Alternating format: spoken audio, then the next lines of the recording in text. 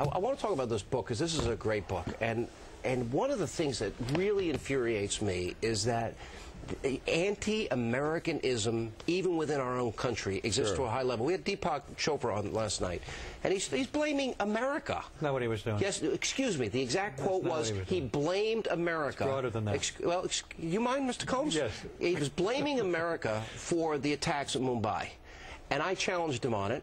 And I'm like, wait a minute, you've done so well in America. Why are you blaming us? We protect 100% of the world's population. We're 4% of it. Yeah, no, well, absolutely. If he did that, that's nuts. Look, these guys, by their own admission, by their own language, when they were shooting people, we're talking about events from 700 or 800 years ago when Muslims and Hindus clashed. This is this old crazy stuff that these guys talk about and carry with them to slaughter innocent people. Well, and so one of the things this book of yours is doing here, it reminds people through the story, through history, and we often forget just how blessed we are and how great this country is. Why don't we hear more of this? Why doesn't the media ever talk about this? Well, the project that I've been involved in is, I call it the Great Relearning Project. That's a phrase of Tom Wolfe's, but I had the history books and now this American Patriots Almanac, and it's every day of the calendar. And what happened on that 365 days a year. Because this is the greatest political story ever told, and we have heroes, Democrat heroes, we have Republican heroes. It's a book for all Americans. It's our worst subject too, you know, our kids, it's the worst subject. Yet these history books sell very well. You know, David McCullough's books, the biographies, yet our kids don't like history. Why? Because they get these dead, politically tendentious, you know, politically correct stories. And what we've tried to do in this book is create the narrative again, the excitement. But you do it in a really good way. Well, I hope so. We think it's interesting. Because you tell the history of the day, and then you also tell a story about something else that happened. That's exactly right. Yeah, today we had the creation of the national parks, so we talk about the great parks in America, the great mountains in America. Enrico Fermi, experiment at the University of Chicago. We had the first heart transplant today in Utah.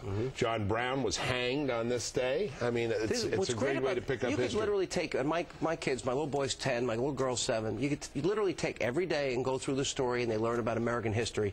And every page that I turn to, and I just got the book today. Right. I'm learned something, or reminded me of something that I had long forgotten. It's a Patriots daily devotional, you know. Yeah. And you can go to. It's also nice if you got to read the Bible first and then your book. Well, you could. You can go to the Bible, the Book of Virtues, and then this book. The Book of Virtues was one of my favorites. Sell the new book first. Yes, always sell the new book. But the idea is to remind people what the story is. Last question. The country is. Why do you think so many people either blame America, dislike America, or don't understand the fundamental goodness of America? And it's never been a perfect country. We're not a perfect people.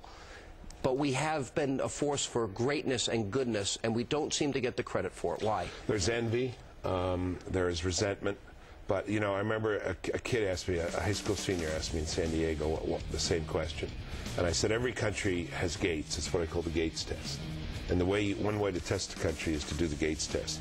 When you raise the gates of a country, which way do people run? Do they run in or do they run out? There are a lot of countries in the world where you raise the gates, people run out. You don't raise the gates, the Berlin Wall, they'll crawl over.